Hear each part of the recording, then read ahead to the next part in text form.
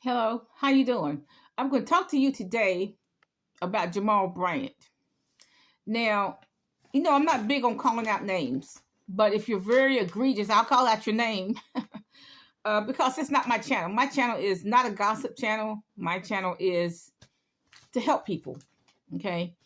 I have heard about his infidelities, etc. That was all out in the news. I'm not going to rehash all of that. But he has come out with this proposal to sell weed in the church, and I don't doubt that he'll do it. This proposal to sell weed in the church as a way to attract black males. Now, I have a problem with that, and probably a lot of people do. Other people have a problem with that.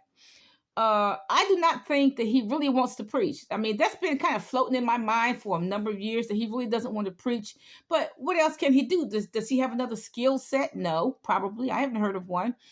So what else can he do to keep him in the lifestyle that he's become accustomed? I mean, $800 suits and $1,500 shoes. What else can he do? Can he be a motivational speaker? No. Okay. Anyway, he just abandoned that church in Baltimore, abandoned all those people to come all the way down to Atlanta.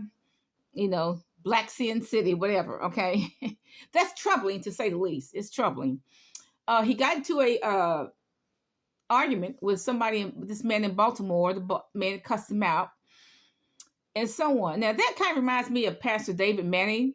Now I don't always agree with him, but Pastor Manning did say that he tries to help black males, and they cuss him out all the time. That kind of reminded me of that. I think the other problem with Jamal is that he does not know how to help black males. But in his defense, nobody else does either. I mean, everybody's at a loss as to how to help them. I mean, you got 12 and 15-year-olds smashing and grabbing, blabbing and grabbing. No, you got them smashing and grabbing. You got them carjacking people, dragging a 67-year-old woman down the road where she probably is not going to live to tell about it. But you got them. You got 50-year-old black girls saying they have carjacked 7, 8 cars. So he doesn't know how to help black males, and nobody else does either. Nobody else has any solutions for the black on black crime, for the carjacking, for the smashing and grabbers. Does not have any more solutions for a 12-year-old selling drugs on the street and shooting a 27-year-old. Nobody else has a solution either. Okay. See, to help the poor requires a lot of money. If you help a poor person in housing, you gotta help pay the first month rent. You gotta pay, all these deposits, first and last month deposit, and so on and so forth. And then you gotta buy furniture. Then you gotta buy shower curtains and dishes. That is a whole lot of capital outlay. That is a big capital outlay. So helping the poor requires a whole lot of money. It requires a lot of time, gas, etc. And so maybe he doesn't want to do that. Maybe so to help the black man is a daunting task. First, you got to help him with housing, etc. Then you got to teach him entrepreneurship. Then you got to teach him life lessons. How to handle himself in any kind of situation. In other words, you have to raise him all over again, which is a daunting task. And nobody wants to do that. I told mine, I said, I'm not going to raise you twice. You got to get it the first time. If you don't get it the first time, that's your problem. I told mine, I am not raising them twice, and I didn't. I'm not raising them twice. They got to get it. They got to get it the first time. But if you really want to help black males, you got to raise them all over again. Because you got to understand, they didn't grow up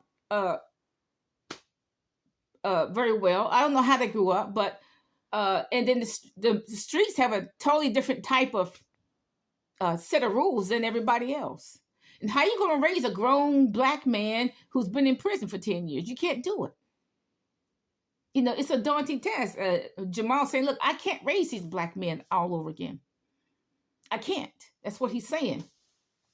It is a daunting task. It really is.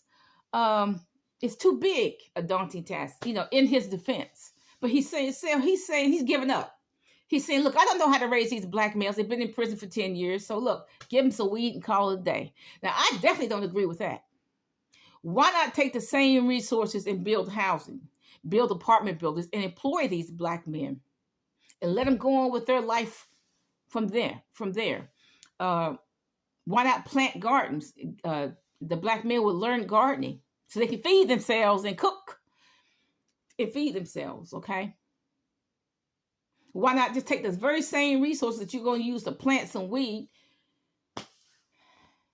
and teach them the building trades, things like that. Now, one pastor said that Jamal Bryant has a reprobate mind. Now, I agree with that. I agree with that. Because he doesn't seem to know how to keep his body under subjection. The Apostle Paul said, "I keep my body under subjection with much prayer and fasting, often." Often. And the Apostle Paul said, "I don't even trust myself." You know what? I don't even trust myself. I don't even trust myself at all.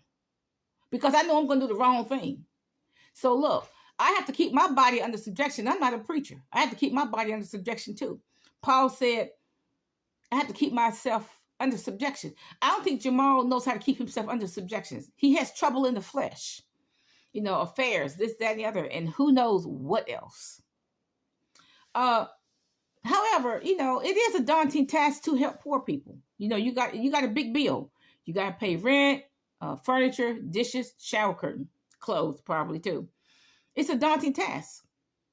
But see, my opinion is why keep giving people fish? Why not teach them how to fish? Why not take that, instead of buying that black man this, why not build some houses? Why not take the same money, build some houses, let him build the house, let him build the apartment building. Okay, let him build it. And he has taught skills in the building trade. Okay, teach him how to fish, teach him how to build houses, teach him how to build apartment complexes, teach him how to buy land, teach him how to rehab houses, etc. And teach him how to garden, so he can feed himself, and so he won't be dependent on his grandmama, who's elderly grandmother, to feed his butt. Okay, but I tend to agree with the pastor. He does have a reprobate mind. Like I said, I'm not even sure if he even was called to preach. Some people call themselves to preach. Bye.